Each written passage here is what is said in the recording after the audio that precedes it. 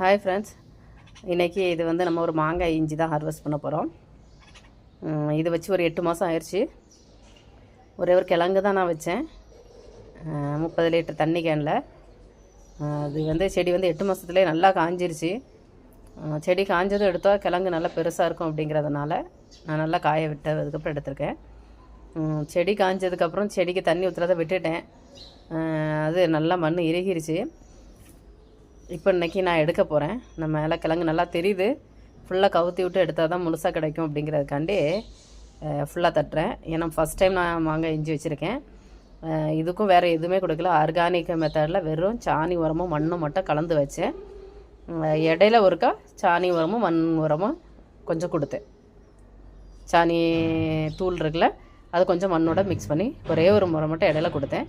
அதுக்கப்புறம் நான் கொடுக்கவே இல்லை. இயற்கை முறையிலேயே நான் இதை வந்து விளை வச்சு எடுத்திருக்கேன். கிழங்கு நல்லா பெருசு பெருசாகவே இருக்குது. வேறு கிழங்கு எதுவுமே இல்லை. இந்த கிழங்கு வகைகளை பொறுத்த வரையில் தரையை காய விட்டு நீங்கள் தண்ணி விட்டீங்க அப்படின்னா காய் நல்லா பெருசாகவே வரும். கழுவி எடுத்ததுக்கப்புறம் பாருங்கள், நல்லா பெருசாகவே இருக்குது. 3/4 கிலோ அளவுக்கு கண்டிப்பாக இருக்கும். ஒரு கிழங்குல இந்த அளவுக்கு வந்திருக்கு. நமக்கு இதுவே போதுமான அளவு தான். தொட்டியோட சைஸை பொறுத்து நமக்கு காய் அளவு கிடைக்கும். இதை விட பெரிய டப்புலலாம் நீங்கள் வச்சிங்க அப்படின்னா இன்னும் கூட நிறைய காய் கிடச்சிருக்கும். நம்ம சைஸு எந்த சைஸு தொட்டியில் வைக்கிறோமோ அதுக்கேற்ற மாதிரி நமக்கு காய் கிடைக்கும். இதை வச்சு நம்ம என்ன பண்ணிக்கலாம், நெக்ஸ்ட் டைமுக்கு 2-3 காயை எடுத்து வச்சிட்டோம் அப்படின்னா இன்னும் 2-3 மாதத்தில் அழகாக அந்த இது நுனி வரும், முளை வரும்ல. அதுக்கப்புறம் எடுத்து நம்ம தொட்டிலையோ இல்லை தண்ணி கேனு இல்லை டப்பு அந்த மாதிரி இதெல்லாம் வச்சுக்கலாம்.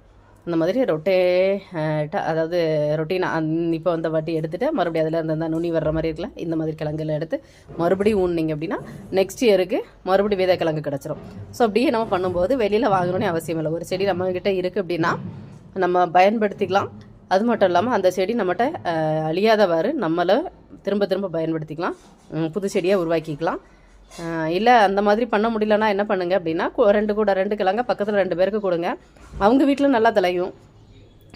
யாராச்சும் ஒருத்தவங்க வீட்டில் பட்டா கூட இன்னொருத்தவங்க வீட்டில் இருந்து நெக்ஸ்ட் டைமுக்கு விதை கிழங்கு எடுத்துக்கலாம். இந்த மாதிரி பரவலாக்கம் பண்ணும்போது ஆர்கானிக்காக நம்ம கிழங்குகளை விளைவிச்சு எடுக்கலாம். தேங்க்யூ.